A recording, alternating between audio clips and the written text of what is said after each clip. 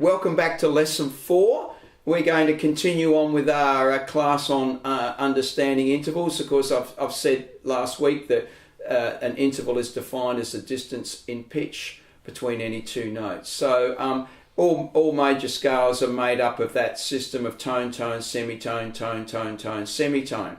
Okay, we saw that last week. What we're going to do is look at these intervals go in a little bit more depth today and look at come back to a C major scale. Looking at the scale on the fretboard, it's C, D, E, F, G, A, B, C. Now the distance in pitch between C and the second note D is a second, what we call a major second. Because this is a major scale, we're generally referring to these as all being major intervals. So C to D is a second, because D is the second note in the scale. C to E is a third, of course a major third, we talked about that last week, major third. C to F is a fourth, or if you like a perfect fourth, it's the same in the minor key. C to G is a perfect fifth, G being the 1, 2, 3, 4, fifth note in the scale. C to A, somewhere over the rainbow. C to A is a sixth, and then C to B is a major 7, and then C is an octave. That's that octopus floating around out there in the C. Okay, let's put that together. C, D, E, F, G, A, B, C. More important, it's C, D, C, E, C, F, C, G, C, A, C, B, C, C. There you go, you heard me try to sing. But that's very important to sing scales. Pitch is everything. You're not really pitching unless you're opening your mouth. You can listen all your life, but you're never really going to develop your ear unless you actually pitch.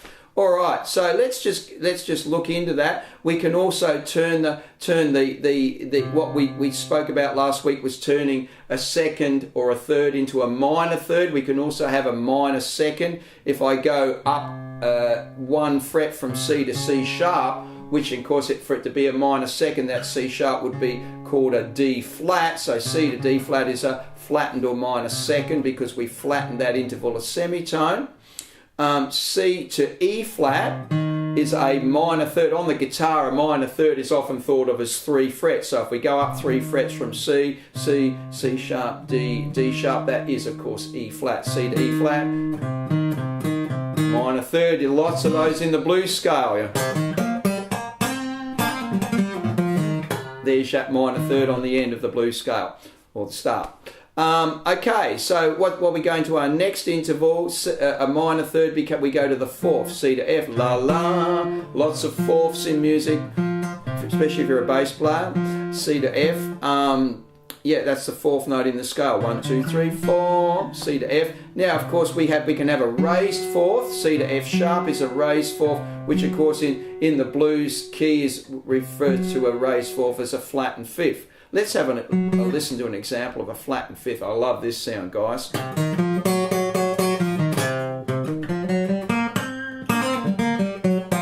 So, very common in blues. That is normally given as part of the blues scale. C, E flat, F, G flat, G, B flat, C spells a C blues scale. Okay, moving right along, we go C to G. Is a perfect fifth. Okay, so G is the fifth note in the scale, C, D, E, F, G is the fifth note in the C scale. Twinkle, twinkle, if you ever wanted to sing a fifth, you might know that nursery rhyme. Twinkle, twinkle, little star. So C to G is a fifth. Moving along to the sixth, C, D, E, F, G, A. A is the sixth note. And then C to B flat would be the flattened seventh. Let's look at the distance there between, because we flattened the major seventh, which is B, and we've called that a B flat. Okay, there's a few sounds out there like that. You get C's and B flats together. Okay, so that's a flattened seventh between C and B flat. And of course, the last note in the scale, the leading note is C to B, which is a major 7. And then, of course, our octave, la la. Okay, that's an octave, 8 notes through the musical alphabet, C, D, E, F, G, A, B, C. Okay, so let's just recapitulate that. C, D, C, E, C, F, C, G, C, A, C, B, C, C. Okay, it's good to know those important major intervals, but we've included the minor second, we've included the raised fourth or the flattened fifth, and of course one that I would like to just throw in just to add that in is the B flat, of course, could also be thought of as an A sharp, which to just complete the lesson that would be A sharp is a raised 6. So basically there we've covered all the intervals within a major scale and looked at some of the other intervals that create passing tones and what have you in music. For example, the one that I like to emphasize is the flattened fifth. Okay. Well, I think that's quite a lot to digest. I really encourage you to sing those intervals. Let's do that one last time. La la la la la la la la la la la la la. Okay. So, and by the way, that's right. Look at this camera. Okay. What did Snow White say while she was waiting for her photos to come back from the chemist? Someday my prince will come. See you all next time. Okay, well, welcome to the homework section of the lesson.